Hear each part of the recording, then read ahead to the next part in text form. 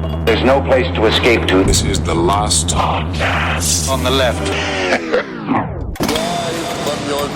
That's when the cannibalism started. What was that?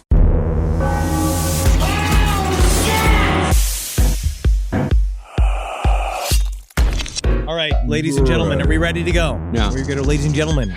Before we begin today's episode, what I need from you is to loosen that belt buckle. All right, number one, because we're about to get a little bit freaky, and this is a no-pants zone, right, Marcus? Yo, man, I'm down with you. Kissel, keep your pants on, please. I'm going to keep my pants on. I actually would really appreciate it, but that's also at the same Absolutely. time, spiritually imagine no pants. All right, I can do that. So. It's cold, man. It is a little cold. It's chilly in LA, but guys, remember, if you want to fucking understand that Jack Parsons vibe, then you need to become one with the Sorcerer's Marimba. Hit up that Thelema jazz music, man. All right. Because this is good, dude. Layered in.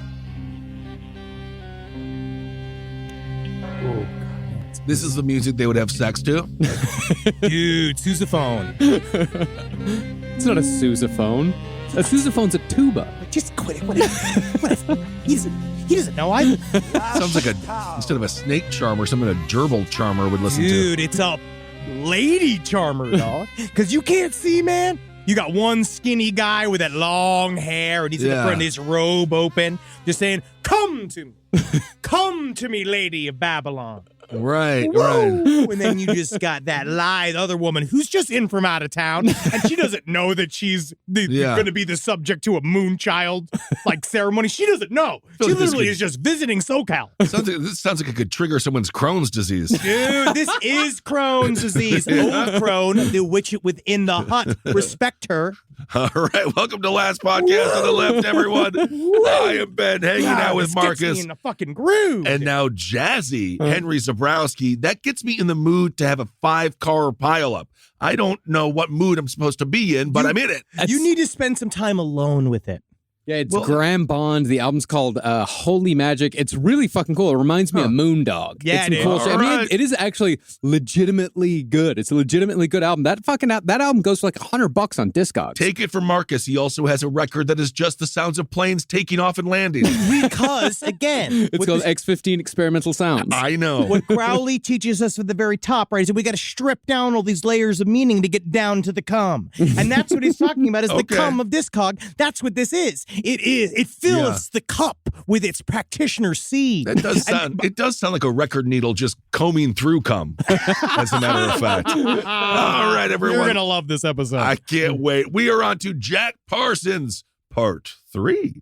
So when we last left Jack Parsons, he'd sold his shares in the Jet Propulsion Laboratory. The JPL, if you'll remember, was the company Parsons helped found with the Suicide Squad. And eventually, that company would manufacture everything from the lunar and Mars landers to the Voyager 1 and 2 spacecraft. Yeah, man. I actually did see a TikTok recently. It was pretty compelling, basically saying the Challenger explosion never happened. What do you mean it never happened?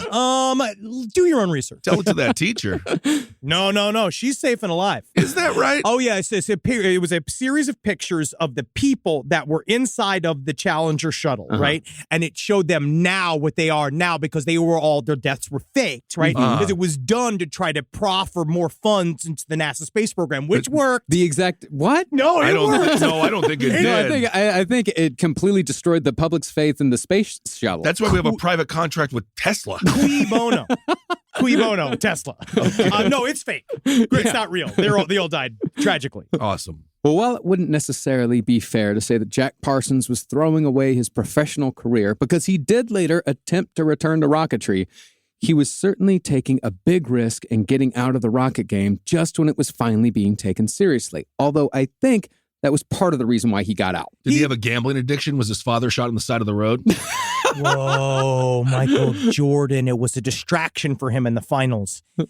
This is something different because I do believe that Jack Parsons, he had a stripe in him that was a pacifist. And we joke a little bit, like I think last time, about kind of like, it kind of came up, like, did he care or not? And it seemed he had this sort of laissez-faire attitude about the munitions world for a period of time, as he did about everything. But then for a while, I think he was getting bummed out that his work was getting used to blow people up. Yeah. Right. And for a while, he was. It did seem like he was like into the science part of it, and he could ignore the social aspect of where it all went to. But according to his own writings, he did not enjoy basically helping what he called his so-called slavery mindset of the working class by helping us all into this giant military-industrial complex that he was an intrinsic part of. Yeah. And the thing is, he wasn't the only one that was bummed out. Like, the atomic bomb really fucked with a lot of rocket scientists' heads. Very I much believe so. it, man. Yeah, because they're aiding and abetting the destruction of all mankind. Yeah. That would be like, oh, what a day. Yeah, like, You know? Man, like if you work at like McDonald's, you'd be like, I didn't get that Big Mac out on time and I got a milkshake thrown at me. But like the other one is just like, everyone's dead. Everyone's vaporized. Wow. But the risk was especially large because Jack was putting the brakes on a highly profitable career so he could switch his focus completely to magic. And of course, live the groovy lifestyle that went along with the practice. Dad, I'm dropping out of med school and I'm going to be a comedian. Fuck! Most of the time, dads get mad is because they're jealous.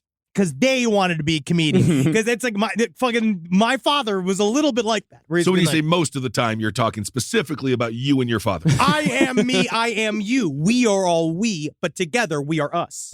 Wow.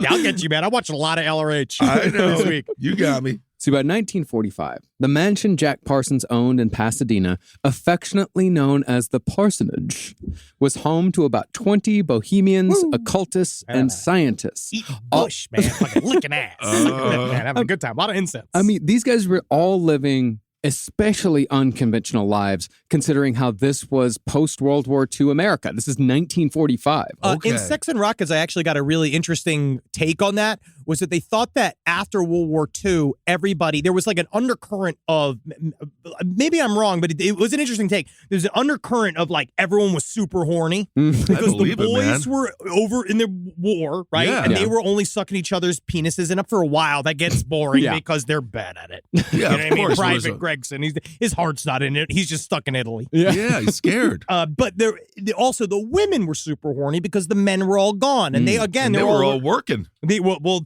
some of them especially Yeah. Waves, which we'll get into more so, unfortunately, next episode. But you'll see, it's worth it. It's worth it. We're getting into it on this episode. sweet. Oh, yeah. I think post-war sex is probably the greatest sex you can have. You both survive. You're both massively traumatized. Oh, yeah. I mean, I bet you can have some incredible orgasms. I think that's where all of this came from. It was a bunch of gush-needing people that, they all were working in various. None of these people were in combat. No, None of them served. But it's like but they when you were, hear they it, were when you hear it though, like when I I didn't read survived about it. Iraq War 1 in '93 and Iraq War 2 from 2003 to 2020. We, as a people, Yeah. were in that war for 20 years, all right? Yeah. I watched Bush Kanye read him to filth back in the day. And I remember that war. All right, so first of all, his life's weird. In addition, Wilfred Smith, the man Aleister Crowley had tried to trick into tattooing 666 on his forehead, that guy had returned to the parsonage with Jack's first wife, Helen. Because remember, they both ran off together.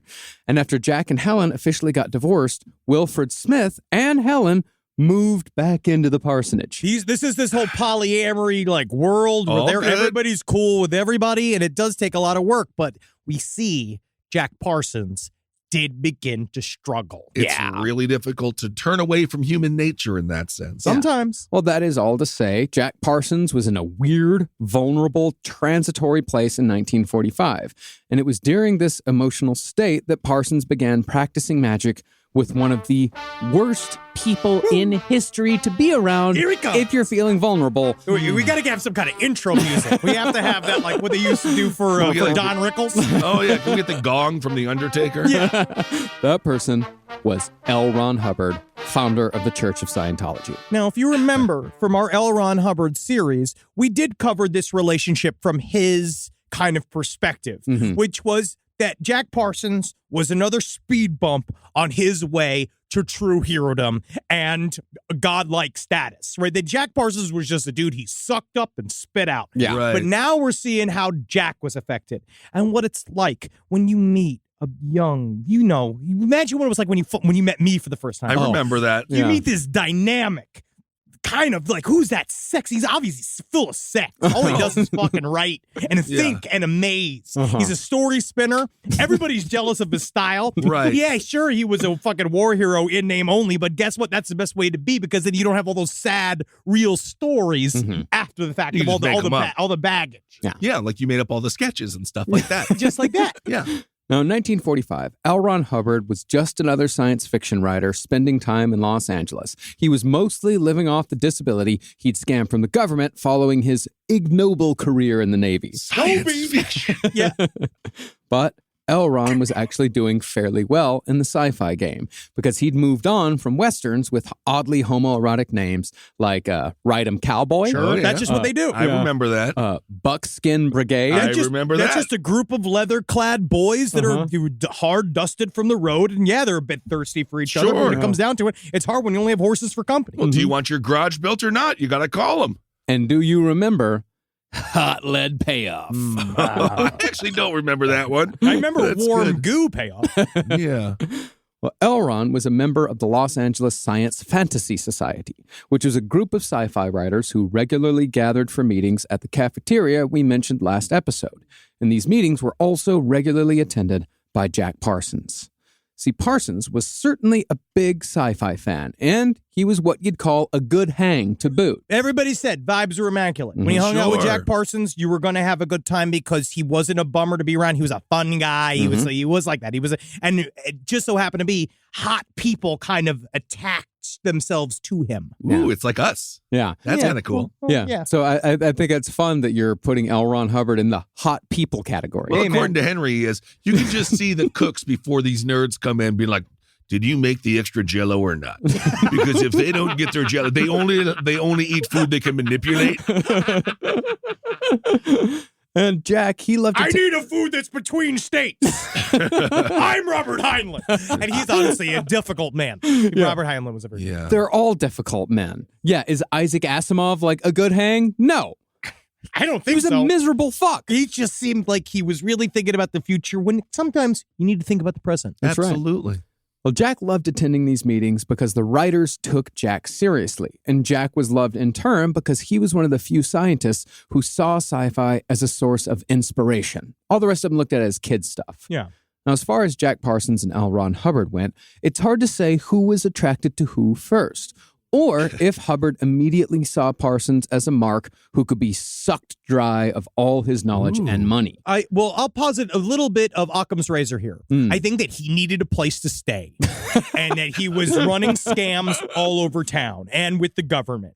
And then he got an opportunity to stay at Jack Parsons' house. And I do think that, again, Jack Parsons saw him and was like, this guy's funny. I do think there's a little bit of that. And everybody else, we waver. We waver between L. Ron, right? Is he full of shit? Do we? Well, I mean, This is kind of I think you're the only oscillating fan in this one. because I appreciate his tactics. I appreciate his energy, his style. Seems like he's caused a lot of I want the boat caused a lot of harm in some ways. nowadays. Yeah. Because David Miscavige actually did it poorly. But we'll get into that when we do the David Miscavige episodes later on. Yes, That's right. absolutely. But I feel like there's a little bit of the thing about magicians, especially Jack Parsons' ilk. I think that you can see that this guy's full of shit, but you could also be like, this guy's hilarious. And that there's a little bit of that. We're like, this is a fun guy to have in the room. Yeah. Yeah. Well, what they said about L. Ron Hubbard at the time is that when you met him, you were either immediately repulsed, Sure. or, which was a word they used a lot I could see in that. relation to L. Ron Hubbard. Yeah, Some people don't like peanut butter. I'm looking at you, UK.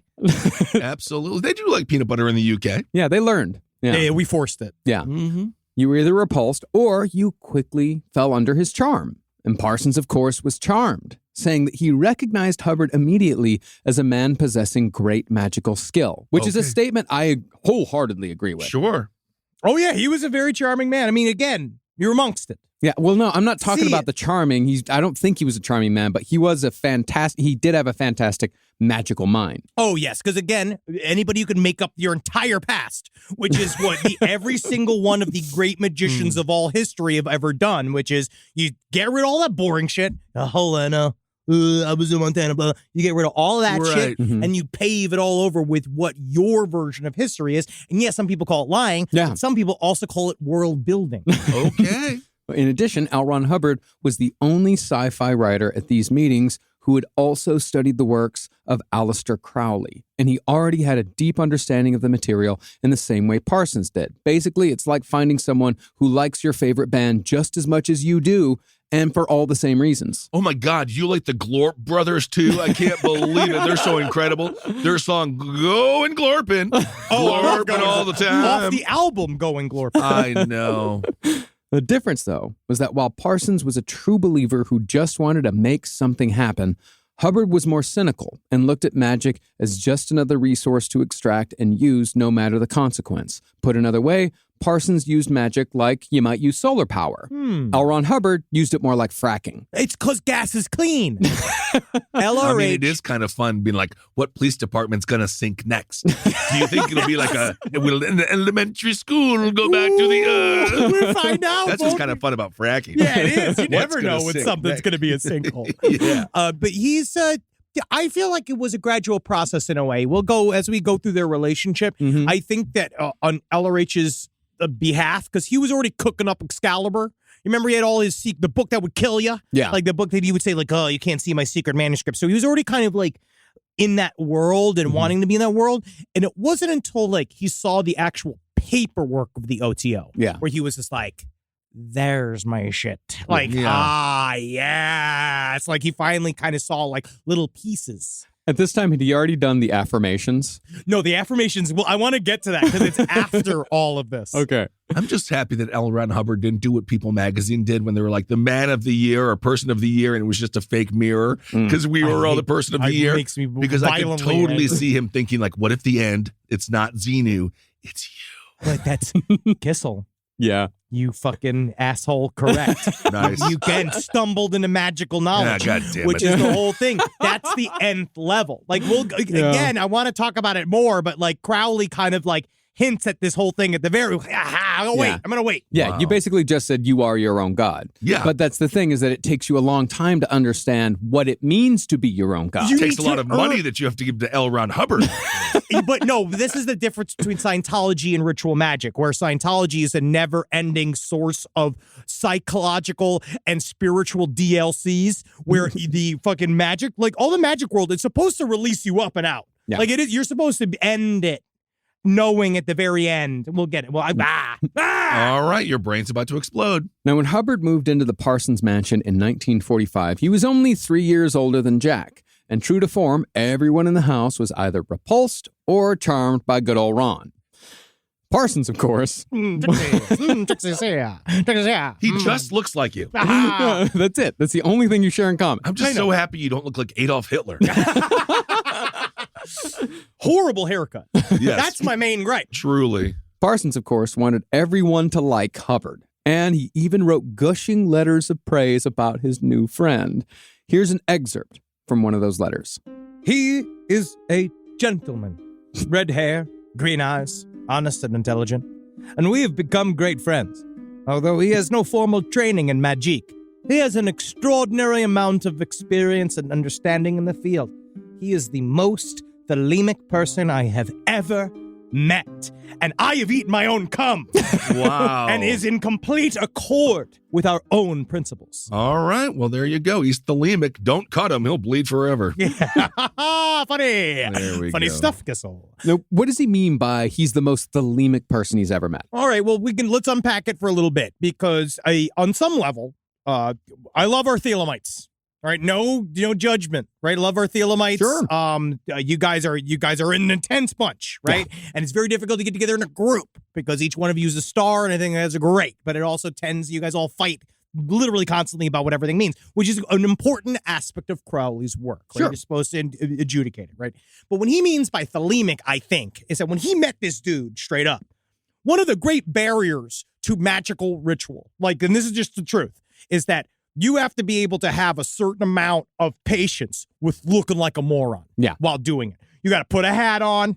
You got to wear a robe. You got to do the like, Io, son of Gabriel. You got to do these like hand motions. You got to do all of this shit.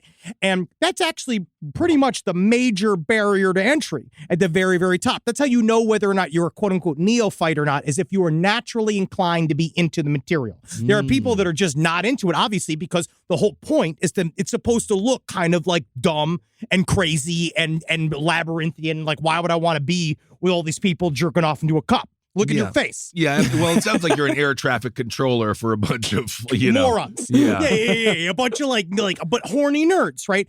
But when he met LRH, he was just like, I don't need to massage this guy at all. Yeah. Like, I don't have to because there was a little bit of Jack Parsons. What Crowley liked about Parsons in the Agape Lounge is that he's like, all right, maybe this guy's going to make us cool again in a way. Like, he's going to kind of put us on the map. And the money. And the money, yes, obviously. But a lot of it's also like he runs in these cool circles. He's in the science world. He's got these like actors and performers and all this shit. And like maybe he'll like help make us kind of cool. He'll like bump us up. Yeah, he hangs out with sci-fi writers. He's going to be the coolest guy around. These are really magicians. cool. Magicians are at the time at the bottom rung of what anybody remotely thinks is interesting. Right. Right. It's still to this day that holds. Maybe not the bottom rung any longer. It's close. Yeah, It's close. Penn and Teller, people like them. But LRH shows up and he doesn't need all the trappings. He doesn't need Jack Parsons would kind of sell people on kind of like the group sex aspect and like kind of the kind of bohemian atmosphere that's happening in this house. Where LRH, while immediately he acted as if he wasn't,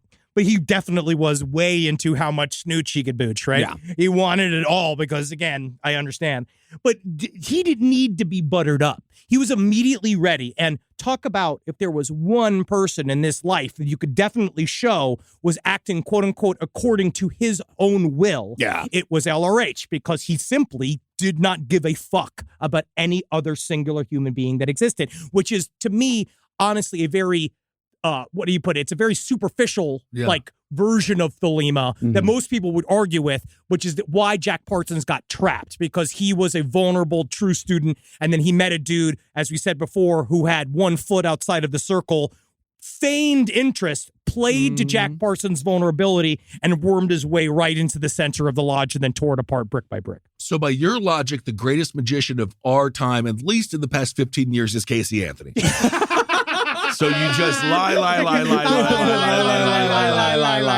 It's really important to never, ever once not lie. Yeah. Wow. Yeah, you can't lie your way out of a search history. But Well, I don't know about that. What is this strange box? That's how you do it. Is that you hit yourself with a hammer. You're like, what are they? What is this? There's a magic box. There's witches in this machine. What? it's called Firefox. Look it up. I know. Well, before L. Ron Hubbard and Jack Parsons were magical partners, they were first, in essence, two roommates who did weird shit together. That's how we started this whole show. Yeah. Sure. For example, Hubbard and Parsons would fence in the living room and Stranger in a Strange Land author Robert Heinlein would join in sometimes as well. This Cool. is jaunty. No, this is like Adam's That's Family. cool. It It's is. just like Adam's Family. But it was during these fencing sessions that Sarah Northrup, the little sister of Parsons' first wife and Jack Parsons' main squeeze at the time, she started to fall in love with the ruddy, wide-faced redhead tripping over the rugs while he fenced. He did fall down some, but it was more about his leaps and his parry. Yes, okay. During one session in which Sarah was on the edge of her seat with horniness for L. Ron Hubbard for Wow. God knows what reason. You'll I sleep don't on know. me. You'll sleep. This I is why. don't know. I guess, like, I do understand that my quote unquote ironic love of LRH has now kind of, it is becoming real, and I Yeah, do it's want to been be real for like a long time. Yeah, Yeah, like I really mean- long time, especially when you put quotes around ironic. But I feel like that helps Yeah. me. You know what I mean? Started calling It him helps me from LRH and- sliding all the way into the hole, right? Yeah. But y'all sleep on the tiny, funny, fat little reds. Y'all sleep. Yeah, you talls, you skinnies. Yeah, You're like, but- oh, you won't fucking, oh, he can't do nothing. He can't steal my girl, right? He can't take my girl, right? Well, but it Because seems like- I'm big, right? You never know because none of you are looking down. All it takes is fucking LRH. He sneaks around the other side. All of a sudden, he's at pussy height, Right. right? So he just has to go and just like stick his nose into the Right. cleft, and now you're done, y'all, because he Yeah. already found that clit. He sniff it out. Yeah, it's definitely one of those where you have to judge the woman. It's like, what? I don't know what's going on. Well, Parsons noticed that Sarah was paying pretty close attention. So he handed his fencing foil to his girlfriend. Oh, wow. And immediately she attacked Hubbard with such fierceness and passion that one spectator thought that she might kill him. Hubbard, however, composed himself and rapped Sarah across the nose with his foil. Haha, got you there. And that was only the beginning of a flirtation that would eventually turn into a relationship. Wow. And that relationship would eventually destroy Jack Parsons emotionally and financially. Fantastic. Now, of course, OTO doctrine says that romantic jealousy should not be a part of anyone's life. Ever. And So that- you're feeling jealous? Did you not read point number 7? That is literally what Point they number do. 7. That's the whole point, is that Yeah. you're supposed to strip yourselves of these. They're just, these feelings are just so human. The things that are just like baked in No, since we were no, like no. little. No, they're since we were base. fucking slugs hanging out in Base the ocean. attributes. Yeah, okay. Because even penguins get jealous. Yeah, they commit suicide. They get pissed. Yeah. And that no jealousy rule, that went double in a large situation. Sure.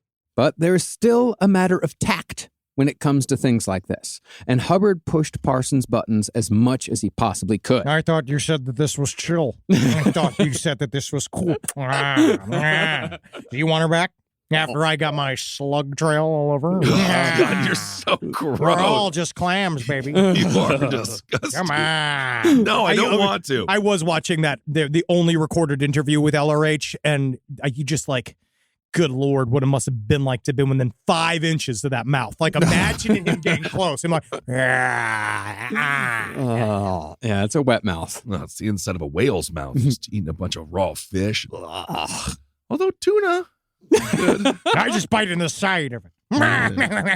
He does look like the penguin. He Yeah. does, yeah. Well, most egregiously, once Sarah and L. Ron Hubbard's sexual relationship began in the house, out in the open, Like they're laughing too hard together, Yeah. and like I mean, it's not grabbing about- each other's knees. It's not about being jealous. It's just like you're getting butt juice all over the couch. Yeah. Like you just have to not. It's just about Hey, being nice. It's just about being. it's tact. It's about It's tact. tact. Yeah. We're just roommates here. I'm not jealous.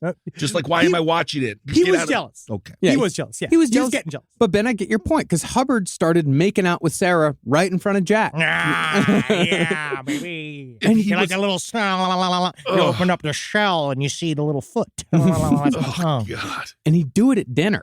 Like, and before dinner was like a frivolous affair. Everyone's Right. hanging out, we're all talking magic. Sure. And then it turned, after he started making out with it turned real tense. Well, that's not about jealousy then. That's No, just no. about we're trying to eat fucking dinner here. I thought you said that everything's chill, and then we Yeah. share everything together. ever bring your Game Boy You're to the the- one who said that we can't be a pure will if we are burdened by all these human feelings. I mean, my parents bought me a Game Boy when I was a kid, but if I even thought about bringing motocross to fucking dinner, that would be a beating. Mm-hmm.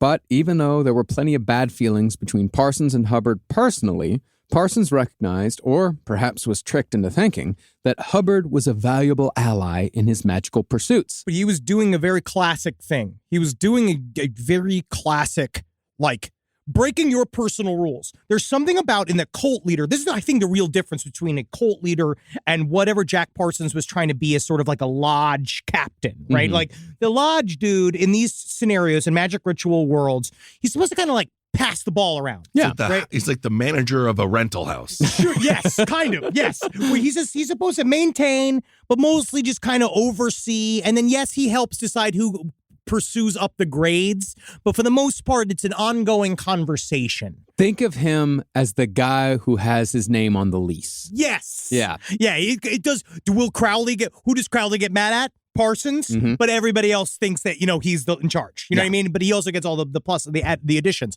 But so I think LRH did this thing where this is where cult leaders really do it, where they step past your personal boundaries. And then you say like, "Thought you said this is cool. Thought you said this is cool." Like, and he's fucking with your boundaries and fucking with your boundaries. And for a while, like, because you're wondering, like, oh, we set up all these rules, and I thought that everything was going to be like, I thought it was going to go one way, and then all of a sudden I'm feeling jealous, and he's fucking with me all the time. But then LRH switches all around, and be like, and that was the lesson I was trying to teach you all along, is that we need to discard all of these things. I'm helping you in your processes of stripping all of these feelings down. Yeah. And what he does is so what that does is like you then all of a sudden feel immediate closeness to him because now he's saying, I'm doing this for your own good. It's an abusive relationship. Yes. Yeah. Yeah. Oh, yeah. Yeah. He's a cult leader. That's the difference. And he's also so charismatic. These people, and all these people, they're so charismatic that you desperately want them to like you. Mm-hmm. Now, concerning the subject of Jack's pursuits, Parsons was bucking Aleister Crowley's advice during this time period. See, Crowley thought of magic as a discipline designed to help in mental and mystical development, essentially a very complicated thought exercise, while Jack Parsons believed that it was actually real.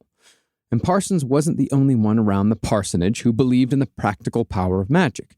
Around this time, Parsons began engaging in serious magical rituals outside of the OTO with the help of his childhood friend and fellow rocket scientist, Ed Foreman. Ed Foreman. Yeah, I like to masturbate into a cup. It's for the goddess, babe. It's very close to Red Foreman, which is the dad on that 70s show. Oh, That's wow. true. Wow. I wonder if there's actually a relationship. That'd be interesting. Yeah. It's a made-up character. It's interesting. Yeah. It's interesting.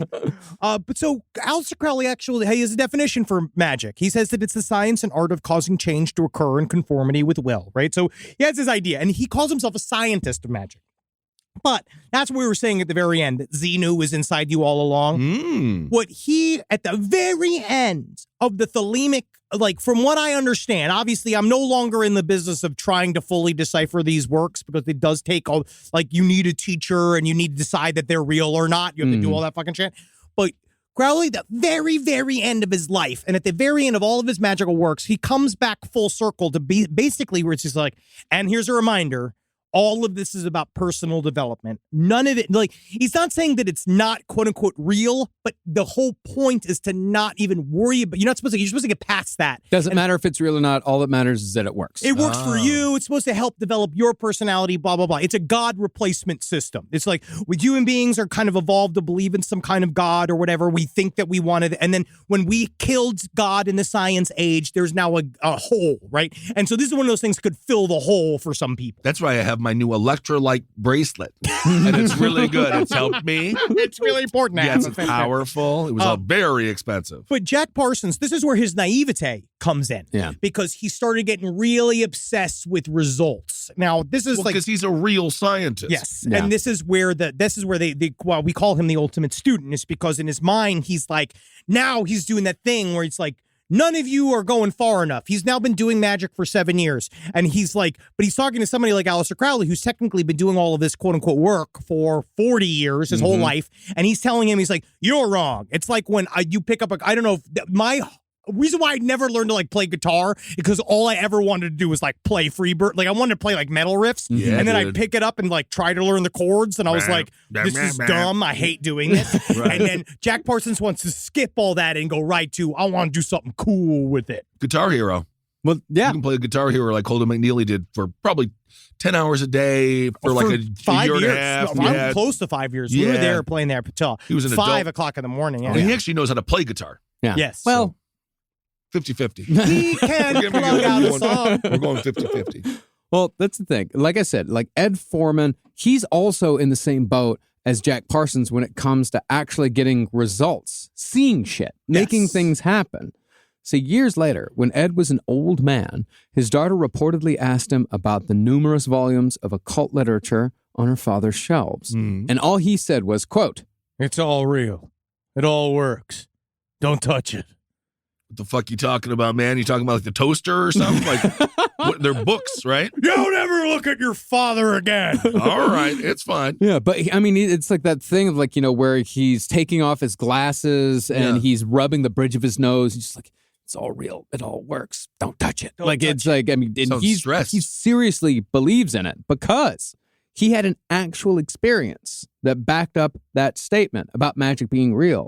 And it ended up being the last time he dabbled in ritual magic. Uh-oh. The story goes that Ed and Jack performed a summoning of some sort because they just did this shit to see what would happen. All day long. Yeah. He was fully obsessed with it. And so they were always doing weird rituals. That's what I do every time I get Grubhub or Uber Eats. It's a summoning. It's a summoning to me. Yes. And when Ed got home after the ritual, he heard the piercing wail of a banshee. No, a banshee. Oh. That's an orgasmic woman. Yes. And then he looked out his window and he saw a banshee. A banshee. Oh. Again, that's an orgasmic woman, Henry. Oh, closer. Yeah. No one else in the house, however, could see or hear the banshee It was like Ed's personal banshee, following him around, screaming at him. All right, real Crash Bandicoot moment. Yes. For years afterward, it was said that Ed Foreman would shudder from time to time because he could still hear the wail of the banshee as clear as one might hear a garbage truck out front. Ed, I don't mean to be insulting, but could it be the garbage truck? Maybe there's a banshee in the garbage truck. It's that horny garbage man. I love the sexy movers. But no one ever heard the banshee's wail except Ed Foreman. Wow. What does a banshee's wail sound like truly? Oh, okay. We can actually put in some kind of sound effect. I mean, we don't know what a banshee's. I have no idea. Yeah, it's very high pitched, extremely high pitched. Have you met a extremely mad Irish wife? Okay, I got it. You got it. I love that 1930s material. Rise from your grave. Many businesses are hiring for holiday jobs, and some of those job titles might not be what you expect. Think turkey catcher, bilingual Santa Claus, and reindeer wrangler. Yes, these are actual jobs on ZipRecruiter. If ZipRecruiter can fill these roles, what roles can't they fill? If you're hiring, you should go to ZipRecruiter.com/LPOTL. ZipRecruiter makes it easy to send a personal invite to candidates who seem perfect for your job, so they're more likely to apply. ZipRecruiter also has an easy-to-use dashboard with a complete suite of tools that let you filter, review, and rate your candidates all from one place. We love using ZipRecruiter. It's helped us find fantastic employees that make our whole network run. Discover hiring joy with ZipRecruiter. 4 out of 5 employees who post on ZipRecruiter get a quality candidate within the first day. See for yourself. Go to this exclusive web address to try ZipRecruiter for free.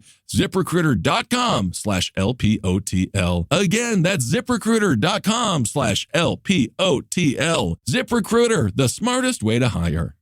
Now, from what old school OTO member Jane Wolfe said about the Parsons rituals, he didn't particularly care what he evoked or what he summoned, just so long as he got results that he could see, hear, and feel. And the kind of way to describe this a little bit, because this is very esoteric, but in rituals, some people believe that if you're doing shit that counts, that's quote unquote working, is that you'll get stuff like phantom knocks, like weird things, sounds like bells to hear, sounds of bells chiming, doors opening and closing. I mean, a lot of it's got to do with foundation. You know what I mean? The house is a lot of times it's slanted and it's difficult. But then, if you're in a supremely slanted house, it's probably easier to do magic anyway because you're on a diagonal mindset. Like Marcus's first home in Brooklyn there, which made you feel drunk just by walking in, which was great because it took 5 beers off your price tag. You only need 5 beers, feel like you had 10. But yes, phantom knocks, and indeed, LRH did get big old titties, didn't he? That's good. Knockers. Honestly, he wasn't even that fat towards the end. He looked comfortable. He was dying. Yeah. Yes. Now, whether or not any of this is quote unquote real, that's up for debate. Sure.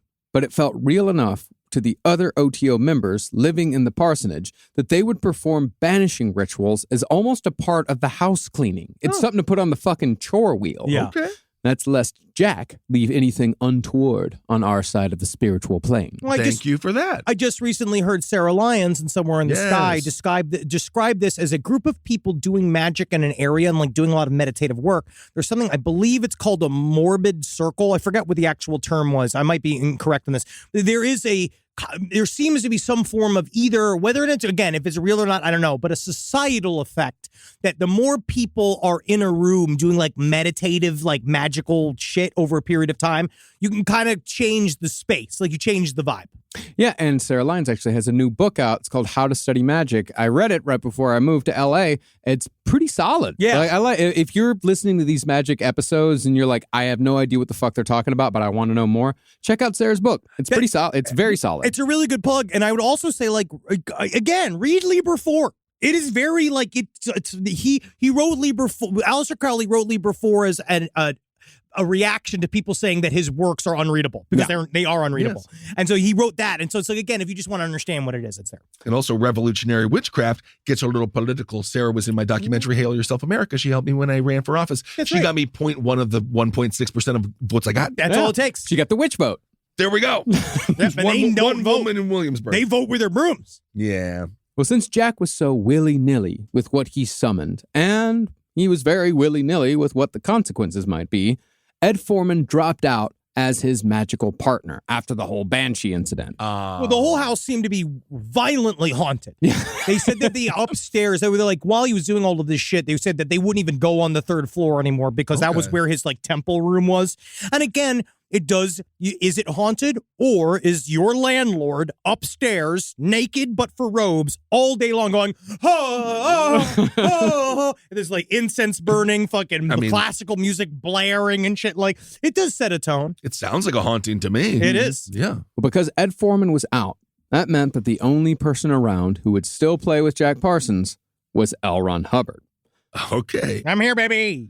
Soon after Foreman dropped out, Parsons and Hubbard began working together on a summon that, if successful, would usher in a new era for humanity. Ooh, the Korean War?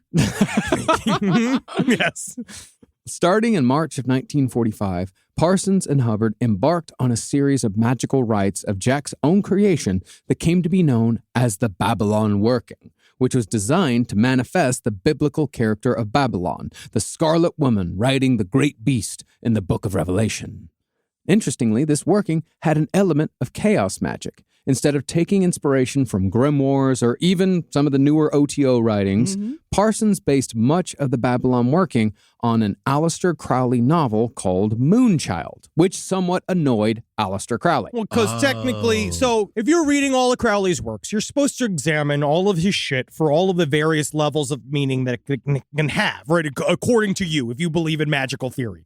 And so Moonchild technically is a piece of fiction that Crowley wrote as like a parody of various magicians in his field. And it talked about this idea of a magical baby being created and like these 2 white magicians and black magicians like fighting over the baby. And there is stuff in there, but mostly it was a work of fiction and it was never really supposed to be a working. And so Jack Parsons, again, in all of his like childlike enthusiasm to do the biggest, baddest magical working and to show Daddy Crowley that he's a big bad magician and he could do it well and he's the best at it. He was like, I'm gonna make the Moonchild. And Crowley was like, you might as well like make a version of the movie Moonfall be real. You know what I mean? Like, now we're scared of the moon. Like that style being like, no, it was supposed to be funny. Sounds like Rosemary's Baby. It is. It's very similar. Now, contrary to popular belief, and what I actually thought before we started getting into this series, Jack Parsons was not trying to bring about the end times with this working. Nah, dude. He was trying to fucking end the age of Horus. Yeah,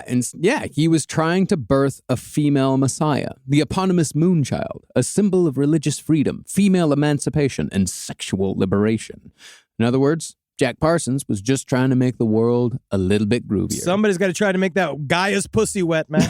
Okay. But there is a bit of like, again, did he mean to create an actual physical child? I don't know. And neither does from the readings, it's also not specifically very clear. And there's also the idea is like, was it supposed to be creating a spirit that would inhabit a living person and that living person would actually be a physical incarnation of Babylon? That's more how I saw it. There's some of that, but there's also another version of it. Are they just opening a hole? Are they just doing a thing, letting the energy of Babylon into this world to destroy the man-led age of Horus? And like, they're supposed to do that. I don't know. All I know is I got to go invest in Theranos. That's all I know. You see, that's where it works. Yep. Now, it was thought when Parsons first started the Babylon working that he was actually trying to summon a demon to destroy L. Ron Hubbard. Oh. Because by this point, Hubbard had all but stolen Sarah away from Jack completely. Right. Oh, yeah. They were all like, again, it was doing the thing where she's sitting on his lap all day playing with his captain's hat. And you just have to sit and watch him in his big pants in your living room. Because he's not paying rent.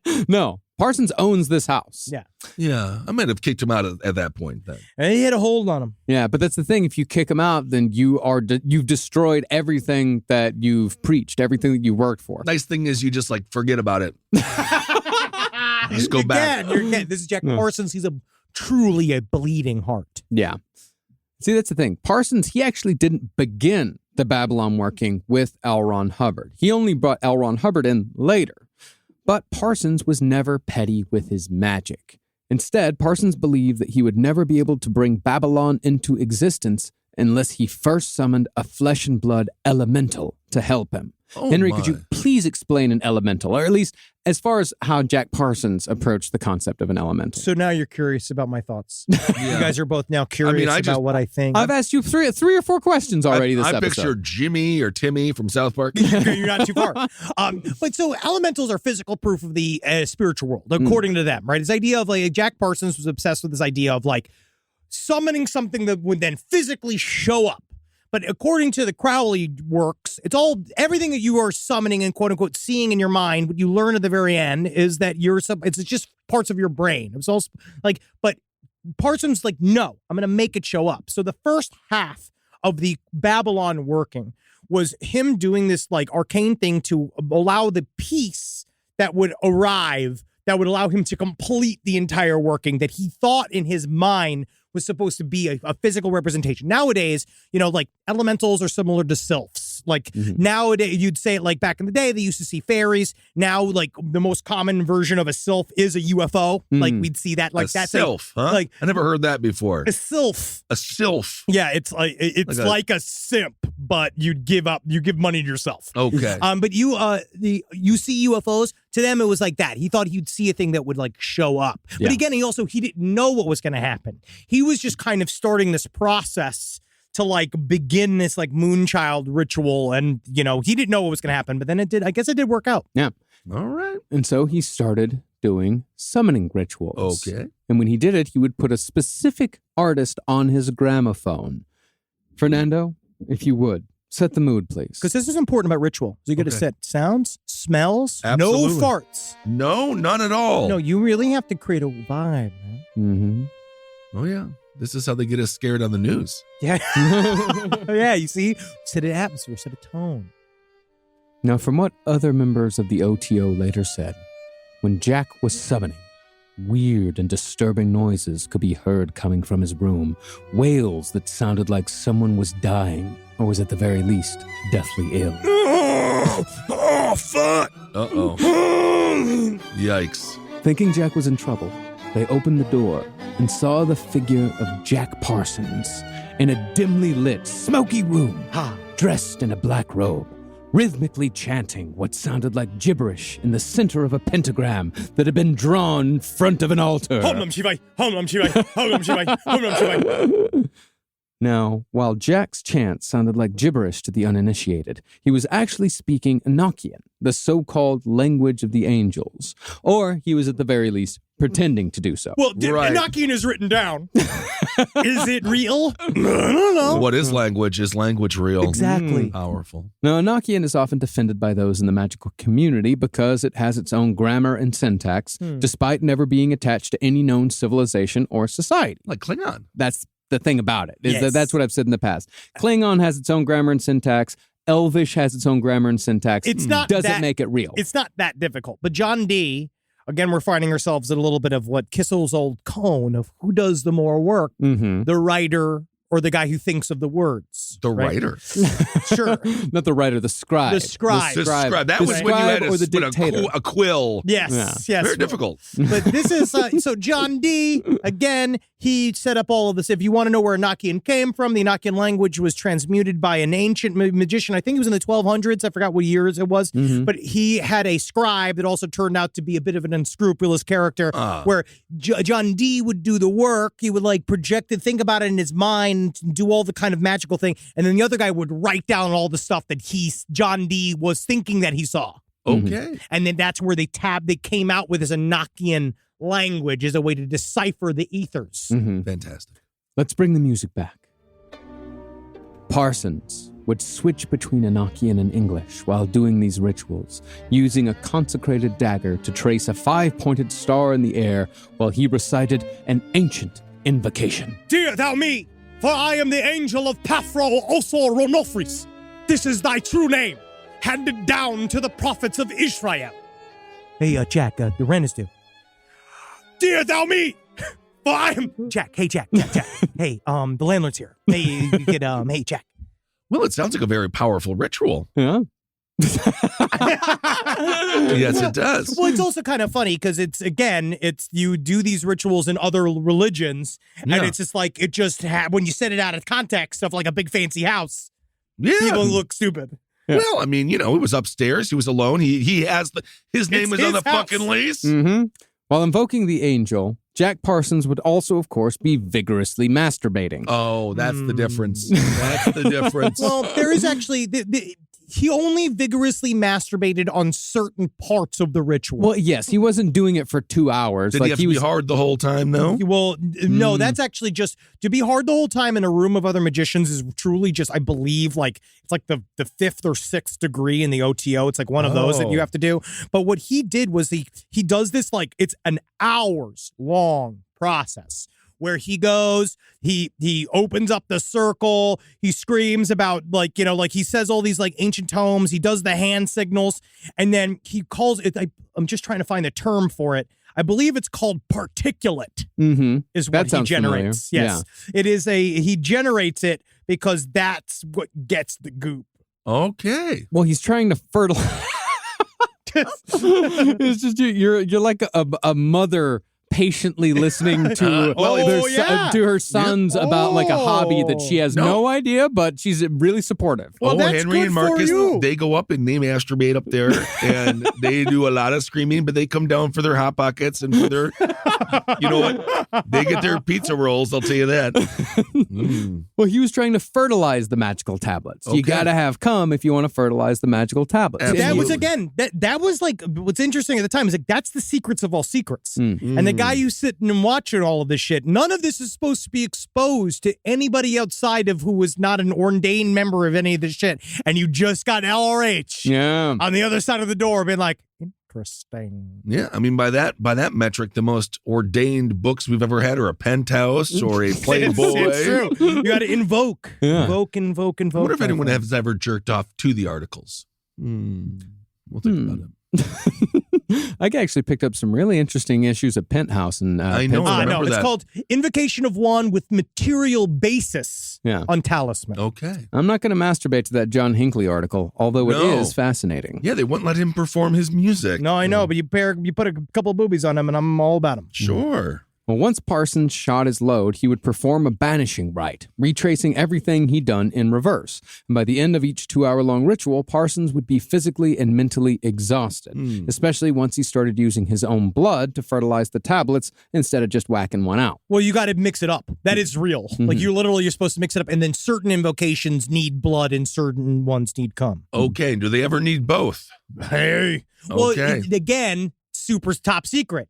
That's a super top secret. Like at the very end, if you get to the 10th degree of the OTO, a woman's supposed to period into the cup, and then you come on top of the period, and then you drink that. And then you have to first make it God. Like you look at the cup with the stuff in it, and you go do a bunch of stuff that makes that thing God, and then you eat it. It's Kissel, it's great. I love this. This is a great English class. That's awesome. Now, part of the reason why we know so much about Parsons' solo summoning is because he recorded the results of every ritual just as a scientist records the results of an experiment. That's from Crowley, the idea of you treat it like a science. In the first ritual, for example, he noted that a violent windstorm followed its completion, which was quote-unquote interesting, but not what he asked for. But this is what we're talking about, in the fact that he's desperate for results, which is one of those, that's like one of the big rules. It got windy. Yes. It got windy. But really windy. Super windy. Super windy, and it never does that in California. No. There's never a thing called the Santa Ana winds. It doesn't happen. No, not without him jerking off naked upstairs in his house as another man has sex with a woman he loves. But as he performed the ritual more and more, it seemed as if the phenomena became more pronounced and aggressive, and the summoned spirits allegedly began to interact with other people in the house, particularly L. Ron Hubbard. Uh-oh.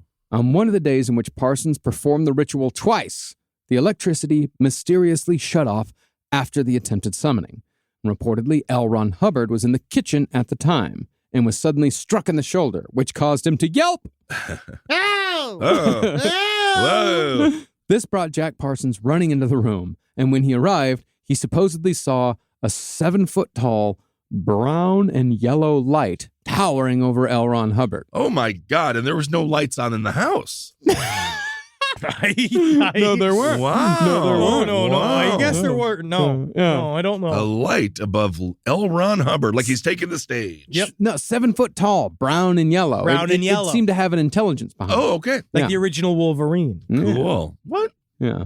You remember those old costumes? Was it the new costumes? No, Oh, the brown and costume. yellow was the second costume. The first costume was actually blue and yellow, and then he went to brown and yellow. Or actually, it wasn't even yellow in the 80s. It was brown and I think white. Son, I just wish you'd get a job. Yes, indeed. Wolverine, great character. Well, somehow, though, Parsons knew just what to do when he saw the brown and yellow light. He grabbed a sword and performed a quick banishing ritual, burning sulfur and tobacco, following the apparition around the house while he drew pentagrams in the air with his sword until the figure dissipated. That's fun. These guys really believe this shit. Yeah. You, like, I guess that's why, like, when some people are like, oh, the magic episodes are dumb. I understand. But if you just, like, think about it for a second and the fact that they're all living in this reality. I love it. I love it. I love the idea of, like, just think about Jack Parsons just... Hey, down, elemental. And L. Ron Hubbard, like, 2 fingers up his wife's pussy. Just Right. like, that guy just gets funnier and funnier. Okay, a lot going on here. But from the appearance that Hubbard had been attacked, Parsons took it to mean that Hubbard was especially magically sensitive and could be an ally in the summoning. So they put aside their personal grievances and attempted to bring about the Babylon working together. Once Hubbard started sitting in, the visions and figures appeared in greater number and clarity, and supposedly L. Ron Hubbard once subdued a summon that looked just like rival Wilfred Smith. Oh. He subdued it with throwing daggers. Yep. Whoa, He no threw- kidding. He pinned it to the wall. Whoa, I can't Oh, yeah. get out of here. It's not a ghost. It's a ghost. I didn't. No. Well, I actually did not understand a ghost could be pinned by knives. Can it be?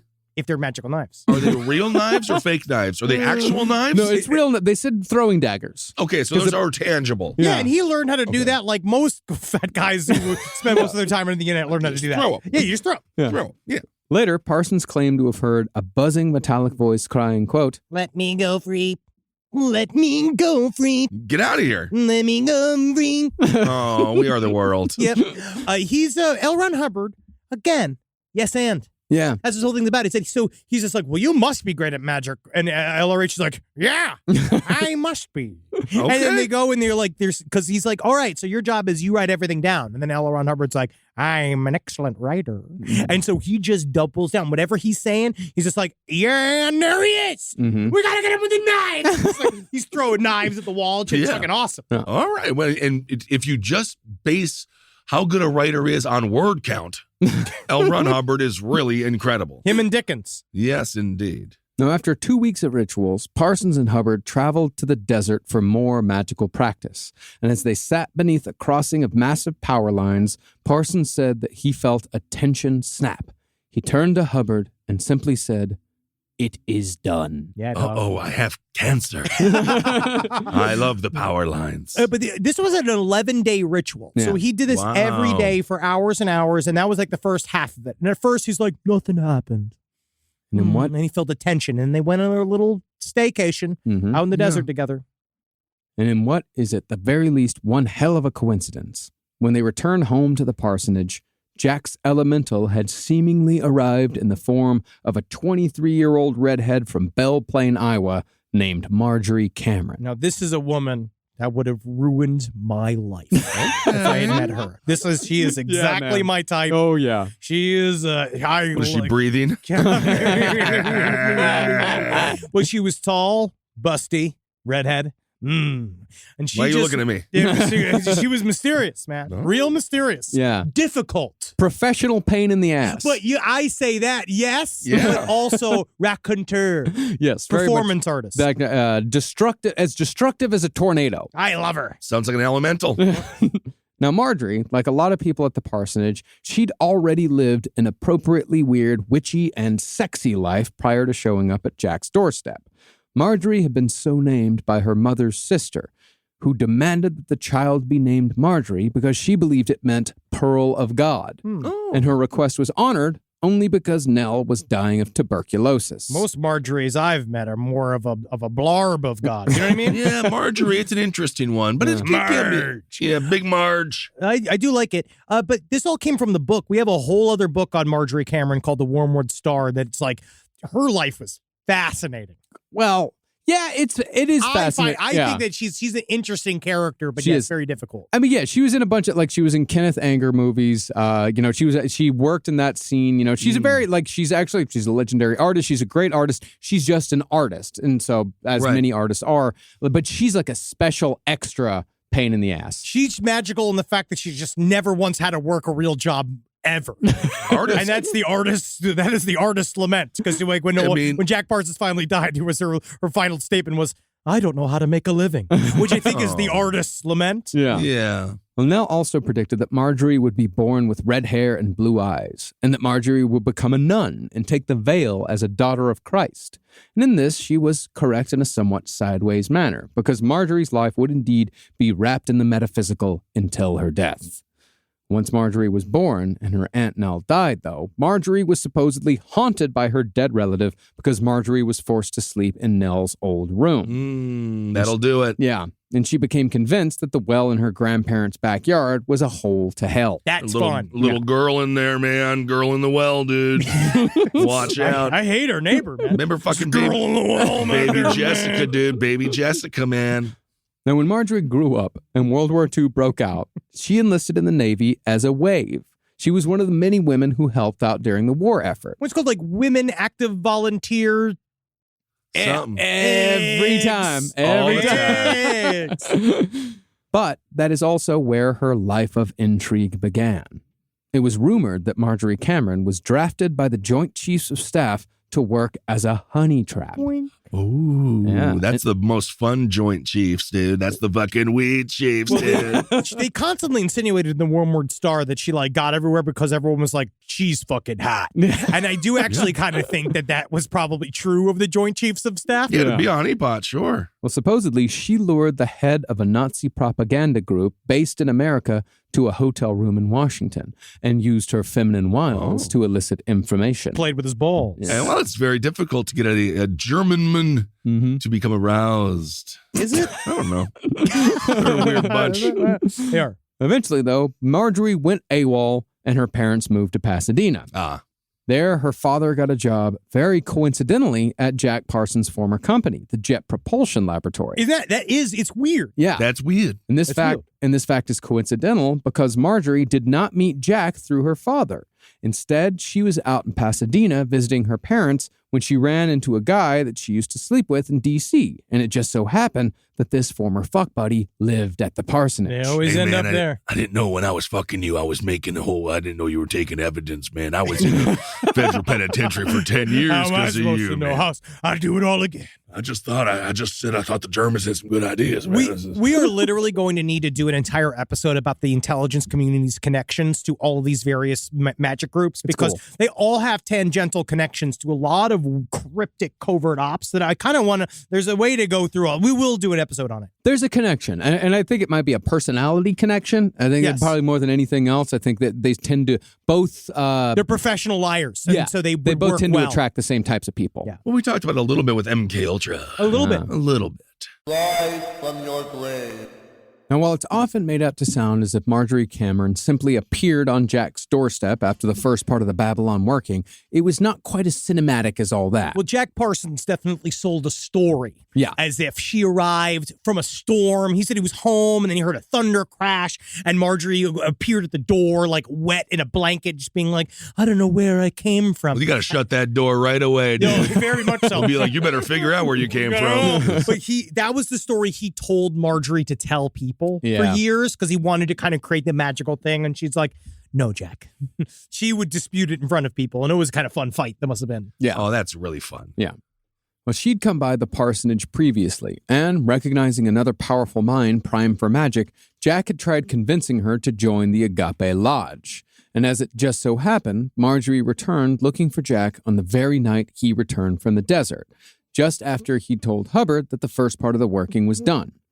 Almost immediately, Jack and Cameron began performing sex magic rituals, and for the next 2 weeks, they barely left Jack's room. Well, isn't that just something? Well, she says that when she came in and she saw him, he did that thing. It was like old school where he like gave her a wink. She was like, okay. And then they walked away, right? Yeah, I'm using it now. I hate it. No, you've been using it. I've been using Is that Cardi B? Yeah, I don't know who it was, but now it's inside I like of Cardi me. B. But then when she came back, she was like, she just fell right into it. She was like, she made her hot as fuck. And so they went and they started fucking. The thing is, there's some word about whether or not she knew she was doing magic while they were having sex. because there were some things that said that she didn't know that they were doing magic sex rituals, and that she was like, oh, that's why he was so animated. Because literally, because the whole time he's going, ha, ha, ha, like fucking her and doing hand motions and stuff. And so she just thought he was incredible. I don't know about that. So they weren't so what was that? Red Hot Chili Pepper sex magic? Blood sugar sex magic. Sex magic. She was more hot dog and the wet chocolate. What's the name of that Limp Bizkit one? Chocolate starfish and the wet hot dog? Yeah, something How like that. dare She you? was more of a No, Limp I would Bizkit. I would not And he call was her that. and he was Red Hot Chili Pepper. Yeah, sure. All right, okay, all right. That's all I'm saying. Just different. To help different- him learn. Sure. I'll accept. I'm learning. Sometimes this is the interesting thing about time. They always say, "Oh, the future means progress. We're all going to come together. Things will be more of a wonderful utopia." But that's not happening. No. And then sometimes they say, "Oh, the more you learn, the more you'll know." But then sometimes you learn and you're dumber. Mm-hmm. Yeah. Oh, we've been doing this for years. Yeah. No. Yeah, I don't remember. I still can't tell you my niece's birthday. Yeah. But I can go who through can a lot do of that? shit. Yeah. Honestly, no one can do that. No, I'm not liking the future. Yesterday, I was. You created it. No, you helped create it. but that's the thing. Robot killing dogs. Hey, no. That's not it at all. I was using fucking Google Maps yesterday. Yeah. And it fucking gave me an ad for Taco Bell in the middle of my directions. Take a right after Taco Bell. They do that. Well, that's what they do. And also they have something going on with Hardee's or Carl's Jr. There's wherever something you that are. they There's bought something in. going on. They're being like, it's always like, use the police station next to the Hardee's. You're like, what? Well, Jack Parsons described Marjorie Cameron as fiery and subtle, determined and obstinate, sincere and perverse. Ooh. In other words, the perfect elemental for summoning a messiah. And according to Jack's writings, the moment she proved herself was when, just a few weeks into their relationship, she spotted a silver cigar-shaped UFO in the sky. That's cool. Which would be a common occurrence in Marjorie Cameron's life. Well, he said that he wrote down in his magical journal that the elemental would reveal itself after it's seen a sign. And so when she described the show, this UFO, and he's like, look what I wrote down. And he saw the thing, and it was just like a circle with a triangle in it. And it's like, see? Wow. And he's like, all right. Then I take it back. She's not Limp Bizkit at all. She's Ace of Base. Sure. Nazi sympathizers. What? Huh. Okay, we're going to move on. Fernando knows. No. It's true. Okay, no. It is true. Ace of Base? Yes. I doubt it. Yeah. You'll see. Look it up. You can look up anything and prove yourself right. And so, with his elemental at his side and L. Ron Hubbard as his magical partner, Jack Parsons began the second part of the Babylon working, the so-called invocation of the biblical whore of Babylon. Oh, my. Using the Enochian language once again, Jack and Elrond set up a series of magical evocations to summon the goddess, while essentially cosplaying as the men who discovered the language of the angels. It was done on purpose. Yeah. Ooh, that would be a great porno. Becky does Babylon. Ooh. Ooh, I bet that's probably. Have you ever seen Also- The Devil and Miss Jones? That's a classic. It's of good. Of course, yeah. The devil loved being in there. But what's Babylon? Remember that Keith Raniere is like Albany, New York. Oh, yeah, the new Babylon. I think we have to move on from the idea of creating Call it something fucking different. I believe that Babylon was supposed to originally be a symbolic representation of the quote-unquote hedonistic end of times of Rome. Epstein Island? Right? Like, yeah, but from Roman times. It was supposed to be that. It literally was supposed to be, Okay. everyone was mad that Rome had become this giant hedonistic, swollen, contemporary place, and they had lost touch with the natural energies that they made them still real, wipe their asses with the same sponge. We now know that they were different in a way that we can't handle anymore. Yeah, just We're not one like day. that no more. I'd love to be at the Coliseum just one fucking day. Free wine. There are also some people saying whether or not it was real or not. We don't know. I don't know. Well, Jack inhabited the role of Elizabethan magus John Dee, while L. Ron Hubbard played Dee's scribe, Edward Kelly. These Nuts. he was kind of crazy. But these guys, you never know with these guys. But he said the reason why he used Enochian because it was the only formula that had produced results for him. Yeah. Well, this was actually an appropriate match for both men. You know, L. Ron Hubbard playing Edward Kelly and Jack Parsons playing John Dee. It's perfect. Because Edward Kelly, way back when he and John Dee were practicing Enochian magic in the court of Queen Elizabeth, Edward Kelly had actually convinced John Dee that the angels had told him they should swap wives. Yeah, man. The angels told him that. These angels Why are would the angels care? crazy. Why, out of all the things, I feel like they would care more about a touchdown being scored in an NFL game No, Why do the angels want everyone to be unhappy? As you'll discover, it's one later on. Jack Parsons would write a biblical, he'd write a magical bibliography, which he'd say like describing why he was the way he was magically and where it all came from. And in his mind, it was stuff like the reason why he had to fuck Betty was because a relationship with a tinge of incest like gave him sort of the transgressional activity that gave him like extra magical juice. And so this kind of is a long-standing thing within magical thought of like, y'all should do something fucked up, because what that does is it shakes it up from the inside. But really, most of the time, it's the guy who wants to fuck your wife, and he's got the quill, and he's doing it all, and he's telling you, I want to fuck your wife, but he's saying the angels are telling him to do it. You can't have a tinge of incest. Yeah, well, because a tinge, it's like a shit. Well, stepmoms, fucking your stepmom is a tinge. It's like of a shit. It's like shit in a punch bowl. It's like mostly not shit, but it's just like that's shit in a punch bowl. So I don't know. No, it's a tinge of incest. But tinge is still not stepmom. If it's incest, that's what they're saying. Tinge of incest. It's in the reason why he said it's a tinge of incest is because he left his wife for her sister. Yes, so there's a tinge. So he fucked two pussies, same family. Yeah. Oh, I see. That's cross also, incest. Tinge of Incest, also a fantastic new Nirvana cover band. And so, with Hubbard in tow, the goal of the Babylon working came into sharper focus. They wanted to unleash the licentious spirit of Babylon upon the world, thereby destroying the stranglehold Christianity had on common attitudes towards sexuality. They wanted the whole world to be funky, man. Mm-hmm. Okay. This would thereby set in motion the revolutionary Aeon of the Great Beast. Not the Aeon of Horus. What comes after the Aeon of Horus? It's Babylon. Babylon. That's the idea, is that Babylon's supposed to replace the Horus energy that is all men. Oh, you men. Oh, yuck. Oh, yuck.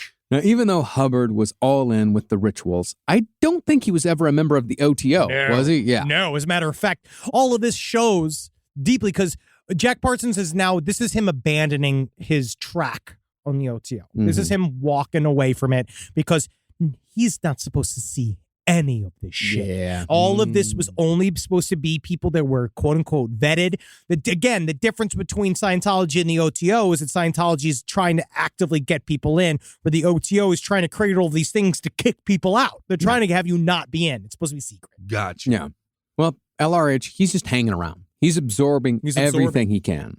And as such, most of the other OTO members had no idea what Parsons was even attempting, because the Babylon working was, as I said, something that was created by Parsons himself based on an Aleister Crowley novel. As far as Crowley went during all this, he oscillated between intrigue and denigration.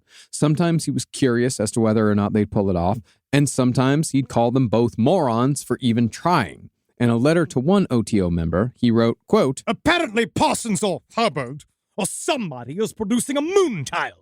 I get fairly frantic when I contemplate the idiocy of these louts." Oh, wow. So he says he doesn't like that one bit. I feel a little bit of the waning powers of a man in his twilight years, far away addicted from what to is heroin. Yeah, way addicted. Very addicted to heroin. This is the Agape Lounge is the current in this time period is Agape the last Lodge. Agape Lounge. I keep calling it Lounge. Well, because Lounge that's how it's fun. It's Yeah. fun. Yeah. But he's so far away from the action. Yeah. The OTO is the Agape Lodge is the last functioning OTO building in the entire in the whole world, because his fell apart. His abbey fell apart, and so I think there's a little bit of jealousy, a little bit of like they don't get it, they don't get all of the shit because he constantly laments that I wish I had more time with Jack Parsons for him to understand the final thing is that it's all made, it's all like in your head, but he's kind of just like, what are these guys doing? They're trying to show me up. Yeah. They're trying to take the mantle of the most Trying to have powerful fun. magician in the world. Move it forward. Yeah. And Crowley is also like, he's a little bit pissed off because Jack Parsons is sort of biting on his style just a little bit. A little bit. Because, Crowley, of course, he wrote the Book of Law after a spirit named Awas supposedly dictated every word following a ritual done in an Egyptian pyramid. So Parsons figured he's going to do pretty much the same thing to kickstart the Babylon working. He goes out to the desert and he writes something that he claimed was dictated by a spirit, a volume called the Book of Babylon. But the problem with the Book of Babylon is that it to be honest, it's way more straightforward than the Book of the Law. There's the poetry in the Book of the Law is why it's decipherable. Like that's kind of the point of it. It's like why you're supposed to dig in because it's just nothing but allusions to all of the writings that Crowley has done that has come through this kind of like his way of separating himself from his consciousness by like channeling something. But it's like, that's the one thing about the Book of Babylon. It's a little on the nose. Yeah. Well, I think they would agree with me then that being the scribe is indeed more difficult. I feel in this world where we're at, the scribe is having a harder time. Absolutely. Because the other one's just an angel. Yeah. It also makes little sense, the Book of Babylon. Great. You know, from what author George Pendle wrote. Book of Babylon on. I mean, yeah. I'm insulted. If the New York Post reviewed books of magic, then yeah, that's what they'd say. You know, more like book of, you're a fucking piece of shit. Whoa. Whoa, crazy. Wow, what a review. Very clever. Well, its sole coherent threads are repeated references to flames and madness, which is super cool. Yeah. But here's an excerpt. I mean, it sounds good, but it doesn't really mean anything. Yes, it is even I, Babylon, and I shall be free. Thou fool, be thou also free of sentimentality. Am I thy village queen, and thou a sophomore, and that thou shouldst have thy nose in my buttocks? Whoa. It is I, Babylon, ye fools. My time has come, and this my book that my Ada prepares is the Book of Babylon. Sounds like a fucking tweet. Well, it is. He does say a lot of like. If you do read it. It kind of does kind of make sense, but it's just kind of saying the same thing over and over again.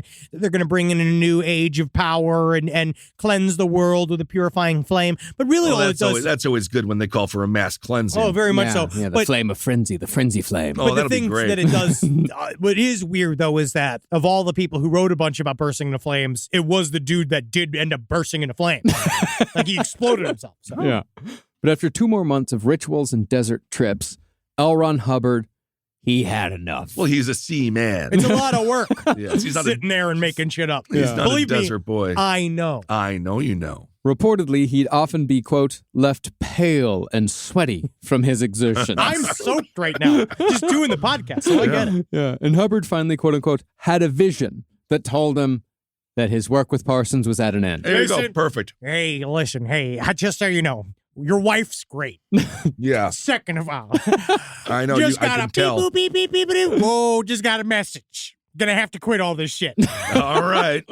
And so with Hubbard out, Parsons similarly declared that his working was a success. I did it. Okay. Yeah. Babylon, he said, would be born in 9 months, and the new aeon would follow, or eon. The new eon would follow. Where? Everywhere, where- dog. Everywhere? No, where was it born? No, where's it going to be? Everywhere. The new dog. eon? No, the new eon is the new eon. It's It's like like that's like everything. asking where is 1996. Yeah.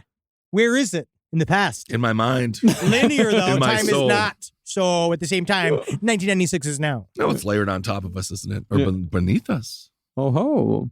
Well, this meant that Jack's magical work was done. Great. And with the Babylon working finished, Jack Parsons decided it was time to return to science. Well- he had to go get a job again. Okay. The truth is that he was kind of heartbroken at the end of the Babylon working. It's like as he was doing it, he was expecting all these results. And then so the latter half of the Babylon working was him Marjorie Cameron was also now a part of it with L. Ron on the side, drawing things that he saw on the side of it. Like they're doing all these rituals.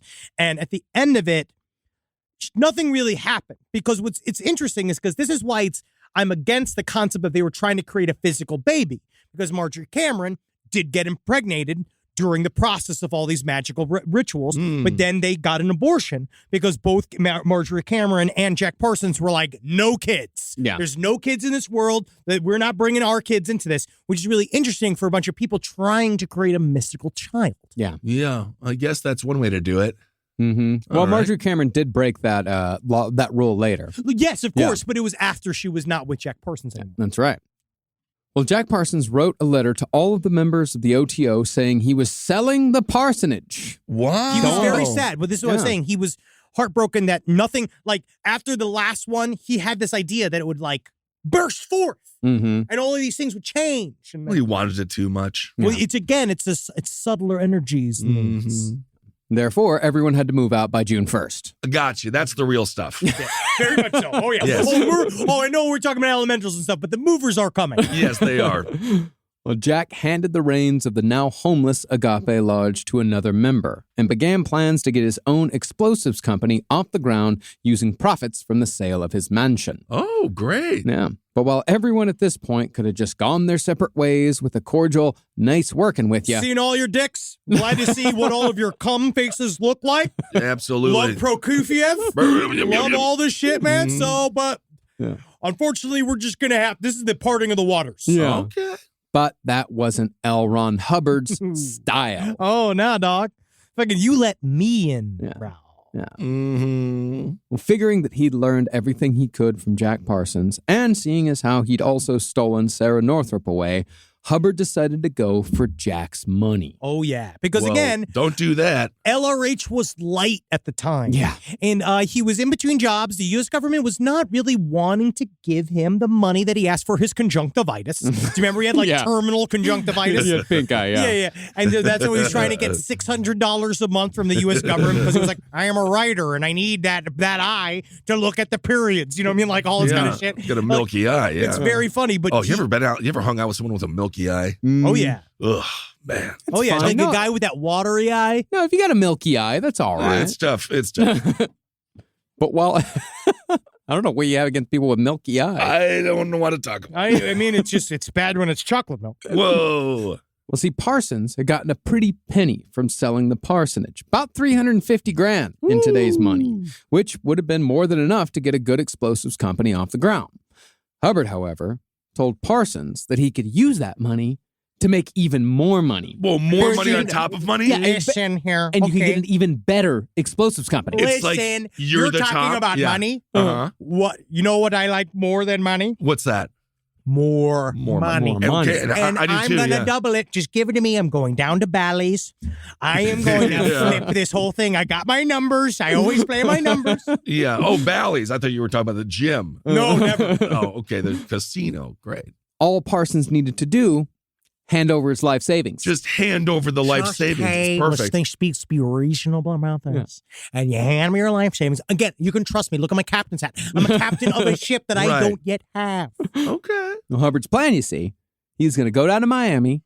He's going to buy 3 yachts. Boom, done. Boom, Yeah. got it. Yachts just sitting there. Got it, okay? Okay. Got a bunch of yachts. He's going to hire some crews. Easy to go. You find sailors are fucking horny to get away from their families. Whip them up. They're sailors. Sail the yacht south, Got to. take it through the Panama Canal. Now, isn't that like fucking, right? Because we're going through a little canal. Mention it. Yeah. It is. Yeah. Macro You sail it intercourse. back up north to California, Yeah. and you flip the yachts. That's all we do. We then turn you- those yachts literally upside down. We got upside down boats. It's magic. Well, there's no yachts you could buy in California. I don't understand. I have to go to Florida. Oh, What you you have don't to go to Florida. understand is that the Sounds yachts, like you just want to sail. a yacht is a yacht is a yacht, right? Mhm. Yachts. What does that stand for? Y-U-A-I-U-R. Caught the hate. I gotta go to Florida. Let's just say Okay. you're paying attention to me. We need to just be giving me the money. Well, absolutely. Here's all my money then. Now, almost everyone at the OTO thought that this plan was, in a word, stupid. Yeah. What? Yeah. it sounds No, stupid. you don't give. There's no way Sounds you don't stupid. give the man who is the most full of shit in a mansion filled with practicing magicians a bunch of money. That's weird. And that's not least because Parsons was still financially supporting the Agape Lodge, even if he wasn't providing them with housing. But even though he was warned, Parsons handed over his entire life savings to L. Ron Hubbard, making Jack Parsons actually the first person to ever hand his life savings over to L. Ron Hubbard, the first of many. Wow. Well, that's great. Did he get an All it acting takes is career? one. That's all it takes is one. He does all of his own stunts. Now, Hubbard did indeed head down to Florida with Sarah, and he did indeed buy 3 yachts. I have the bones. Look at that. I mean, that's more than I thought he was going to be doing with it. Yeah. Well, it was 1 yacht and 2 smaller boats. The Diane, that was the yacht. And the 2 smaller boats, that was the Harpoon and the Blue Water 2. Yeah, sure. I said 3 yachts, but 1 yacht is good. And I got 3 boats. Okay. I mean, it's actually, for such a liar, it's kind of close to Yeah. the truth, almost. But once Parsons was out of L. Ron Hubbard's immediate sphere of influence, he slowly began to realize that maybe he'd been had. I think all of us have been in that position when you're in your hotel room and you're like, I don't think she's coming back. I have a feeling it's 500. That was just gone. Yeah, it's gone. But But all it took was a phone call from Hubbard, and Parsons' confidence in their partnership would return. He's got the boats. Yeah, he's got already the boats. That's the hardest part. Yeah, it is. Finally, though, the other members of the OTO tattled on Parsons to Crowley. And when Crowley wrote a letter calling Jack an idiot for getting swindled out of the OTO's funding, Parsons traveled down to Florida to take revenge and maybe get his money back. Once he arrived, he placed a temporary injunction and a restraining order that was supposed to keep Hubbard and Sarah from leaving America or from selling the yachts. I mean, it's L. Ron Hubbard. Yeah. No, dude, because what does he know, man? Speaking of magical power, a restraining order. No, I've written it down. Yeah, no, it does Yes. nothing. But guess what, man? Guess what Elrond knows deep down inside? Because we all clams, right? Mhm. You just go out to the water Mhm. because that's where man's truly free. Kind in of. the center Well, of the ocean. Kind of, but also not really. Yeah. And by the time Parsons finally heard from Hubbard, Elron and Sarah had already set sail. Can't They're get out me, there. bitch. Can't get me. Wow. So, supposedly, Parsons drew a magic circle on the floor of his motel room. Oh. He stepped into it and performed an invocation to Bartzabel, the spirit of Mars. Now, this could be a complete coincidence. Although you may notice by this point, the coincidences are piling pretty fucking high. That's what I was talking about with the Sarah Lyons aspect of it. If a bunch of people doing a bunch of weird wiggity shit all at once, sometimes it does create Like these voting. Yes, like voting. It creates a series of synchronicity. Yeah. But at the same moment that Parsons performed his invocation, a sudden squall off the coast of Florida ripped the sails off Hubbard's yacht, and Hubbard was forced back to shore. Not much of a swimmer. Yeah. No, I can't imagine. Parsons was waiting for them, and he took them to court for damages. Oh, that magical court system. Yes. Well, because the problem is that they were going to go back and forth, right? So they wanted to sue him for the boats, he wanted to get the money back. Right. But then he was just like, what about the little thing called a tinge of incest? Yeah. Because he wanted to go to the newspapers and immediately was like, I'll tell them all that you fucked your sister's, you fucked your wife's sister, which is still not incest. But Well, the thing is it's more than just you fucked your wife's sister. It's more like we're going to go tell them, we're going to go tell the cops that you fucked your wife's sister when she was just a smidge underage. Oh. Yeah. So she could have sent Parsons to jail. Gotcha. Yeah. And so Parsons had no choice but to take whatever was given. And he walked away with a little less than $50,000 in today's money, which sounds a lot, but it ain't $350,000. No, it's not. A month later, Sarah Northrup became Sarah Hubbard. Oh. Although, unbeknownst to her, Wink. Hubbard was still married to his first wife, Polly Grubb, Yeah, man. when they said their vows. Can't get enough of Oh, him. Grubby Hubbard. Yeah. And to hear how that story ends, go check out our series on L. Ron Hubbard once you're done with this episode. Yeah. Parsons, meanwhile, went home to his elemental, Marjorie Cameron. They got married too. Oh, nice. And Parsons began calling her Candida, which quickly became Candy, because she hated the name Marjorie due to its associations to her ghost aunt. Yeah, and she would eventually- So he went with Candida? Yeah, Candida. Candida. Yeah, like he's a that's child in a convenience store desperately trying to come up with an imaginary friend's name. Candida. And he sees a Snickers bar? Okay. Sure. It comes from an opera.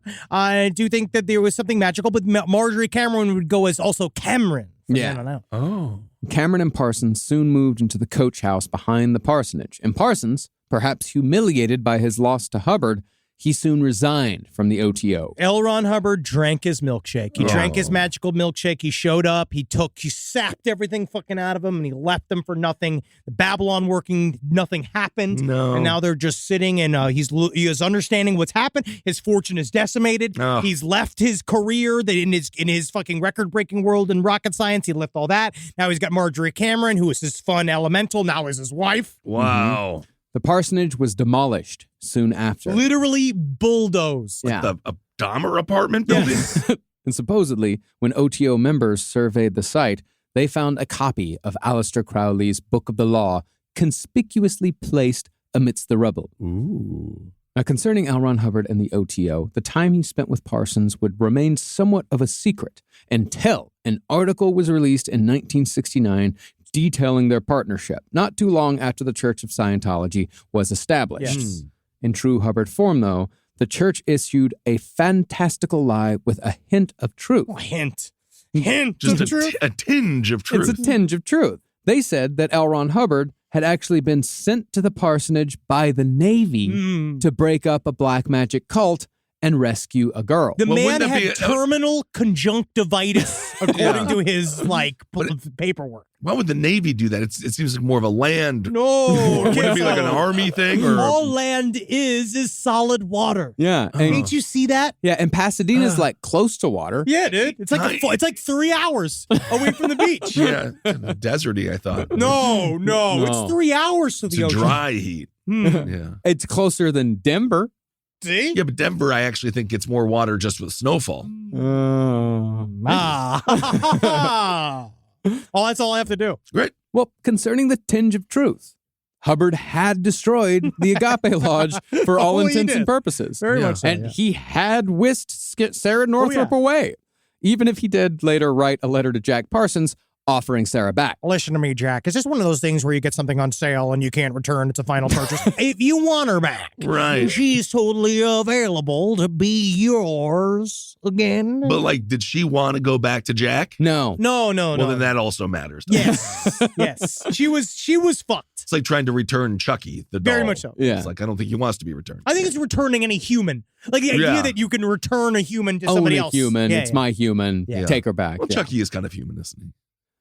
Specifically not. Well, No, kind well, of. it depends. Specifically No, not. he's- Is a human a soul, or is a Exactly. human, Ask or is it? L. Ron Hubbard. The What is vessel man? just happens to be a doll. I watched this interview that he set up to ask like all him questions about Scientology and LRH. They ask him, "What is man?" And he's just like, "Okay, here we go. We see this little statue right here. No, this is man, right? You see all this area around here. You see all this invisible area around. No, you fucking don't, because that's where I caught you on your first lie. You can't see it. I just said it's invisible." That's his mind. And then here, you see this other invisible area. Do you see this down by his feet? Do you see it? I don't. See, you're learning. That's his soul. Man is but this. Man, body, soul, mind. Clams? Like it is just he says nothing. He says absolutely nothing. He cannot define anything. Do you think you can get me a small role on Three's Company? I'm 10 years ago. Fantastic. But nevertheless, no matter how fucking stupid it was, while Jack Parsons struggled to find work over the next few years, L. Ron Hubbard took what he learned from Jack Parsons and published the foundation of Scientology, Dianetics. And this annoyed Marjorie Cameron and Jack Parsons. Well, these are also people who maybe didn't fully grok the history of magical societies and grok, secret nice, societies. Good word. Yeah, way to go. Grok. No, I'm making this just every vagina is going to be so parched at the end of yes. this. Absolutely. So he did steal. But again, the history of secret societies is that each one stole from something. The Rosicrucians technically stole from the Knights Templar, if you do believe this. So the idea that the Knights Templar had secret teachings. There's also more the idea that they had hand signals and things that were secret, so they knew who was Knights Templar and who was not, so they could figure out who do they transfer the treasures from the Crusades to safely, right? That's one thing. The Rosicrucians applied esoteric meaning to the weird, like, symbols that they all did. And then the Freemasons stole that from the Rosicrucians, and then the OTO stole the structure from the Freemasons, and then so it's just everybody's stealing. So it's these L. Ron Hubbard looked at the grades and he understood, I'm going to steal that. I'm going to understand, like, I'm the bridge I stole. He also steals the Xenu reveal because that's the 8th degree. Guess what? Eat your own cum now. Like the OTO reveal that's supposed to be the secrets of secrets. And then he stole the final secret, which is that you show somebody something that they have spent so much time and energy involving themselves in. And then all of a sudden now it's like, oh, Xenu, or oh, now I have to eat my own cum. And it's too late for them because of the sunken time dependency. And now they're bought into your system forever. Yeah. It's like sampling music, kind of. But I also realized why it's called tech in Scientology is because with all of this magical realism shit, I know we're at the end of this episode and I need to get this out of my system. Yeah, But it's like the idea of Aleister Crowley calling himself a scientist of the mind is that he thinks that you're doing all of these things through trial and error. And they believe that God, quote unquote, works in mysterious ways. Everybody who's a part of these esoteric societies, they believed very heavily in God. But they wanted to figure out how, quote unquote, God literally works. Like, how does God have his creative powers, blah, blah, blah. So we are going to do these, like, rituals to copy this is the science of God, right? You're fascinated. That'll work out. I'm glad that we're here Yeah. together. But then L. Ron Hubbard, in truly Crowleyan fashion, strips that level of mystery away again, and he's just straight up calling it technology. All of these actions you're doing within Scientology are quote-unquote technology that is allowing you to be a more pure version of man, which he doesn't even know what that is. Fantastic. It'll help you get a role on Young Sheldon, maybe. Not anymore, man. You can't even- Oh, that show's still on. No, but Scientology, they don't have their fingers as deep into the acting world as they once did. It's still there. No, It's honestly, they're still there. completely, it is over. It's sad. You can't Yeah. even do it anymore. Yeah, it's sad.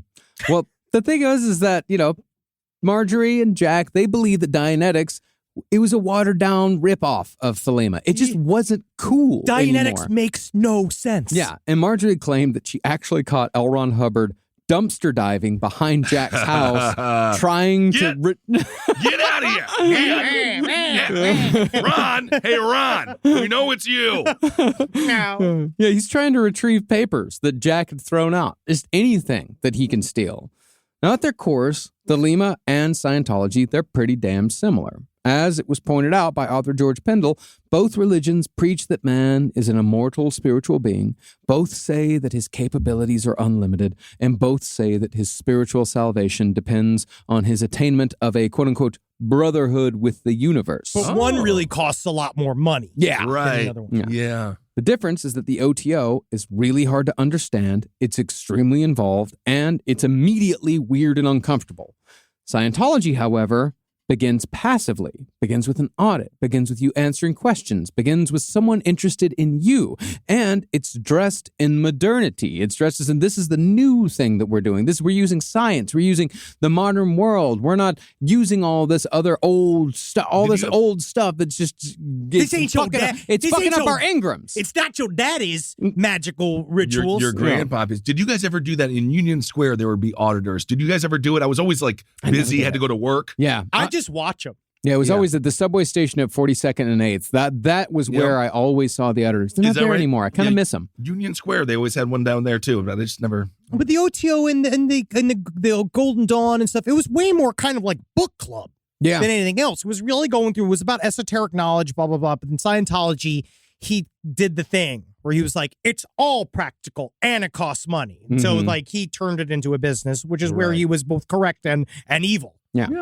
Now, one does wonder about a world in which Aleister Crowley attained influence on the level of L. Ron Hubbard. It's interesting to think about. What if Thelema was as ubiquitous as Scientology is today? I think there'd be a lot more like sex industrial music.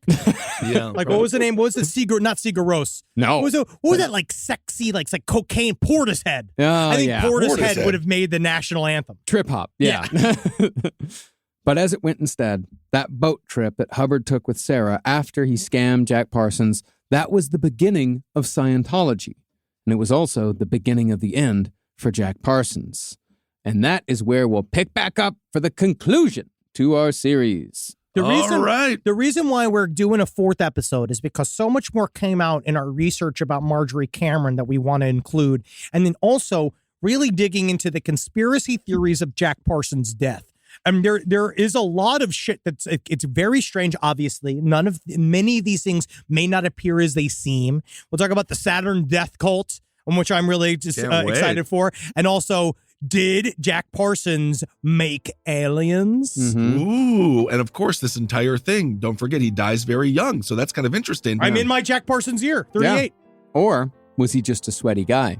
That's also a possibility. It is. All right, everyone. Well, thank you all so much for listening. Thanks for listening to all the shows on the network. So good. We got Marcus back in the studio yes. fucking permanently. Yeah. He's here. Oh, West yeah. Coast, baby. Oh, yeah. I West made the jump. Yeah. I made the jump. I'm over. He's I'm looking here. good. He's tan. I think Well. you're just covered in poop. I'm not. No, he looks the exact same as far as complexion. He's still inside all the time. Yeah, I've been here 5 days. Yeah, you'll see. We'll get you there. We're going to get you one of those hoverboards. We're going to get you. You're going to be a Hoverboards don't TikTok work. kid. You're going to say bussin' a lot. Bussin'. Bussing. Yeah. No one's saying bussing. No, he's saying. No one is saying. He's What going to say mid. You're going to what- call things mid. does Mid. that mean? It means You're not even Mid. talking. That's not even what Does that cool mean kids say. mediocre? yes. Means But average. But I'll just say average. I'll just say mediocre. No, you'll say other sorts of stuff. You're going to say no cap. No cap. No I cap is can't decipher popular. That that means you're not. I'm not lying. No cap. one. No yeah. cap. That but is- what? that but is what popular. cap? But what cap? Cap What is Capital, your like your capital realm letters, of or honesty. I don't know. No. All right, everyone. Thank you so much for listening. Thanks to, I guess we saw a bunch of people saying, "Oh, how many hours you've listened to the network?" Thanks It's for fucking that. crazy. It means a lot, man. I'm glad you guys put that shit out there. We'll be back next week. We're gonna do this. We're gonna just keep doing this shit until we're in the grave. Yeah. And Ace of Base, we're Nazi sympathizers. I'm looking right here. You just okay. Hail yourselves, everyone. Right, Fernando? Hail Satan. You can't just defame Ace of Base. It's right here. You can look at it. You just okay. Helgeen, I think they were Nazi sympathizers. I don't think know. they Now did. they're saying Ace of Base is too, because they're saying no, we weren't, and some people, yes, they were. Yeah, because if they say no, they weren't. They weren't. Well, I don't know. Magustalations, everybody. Hail me. This show is made possible by listeners like you. Thanks to our ad sponsors, you can support our shows by supporting them. For more shows like the one you just listened to, go to lastpodcastnetwork.com.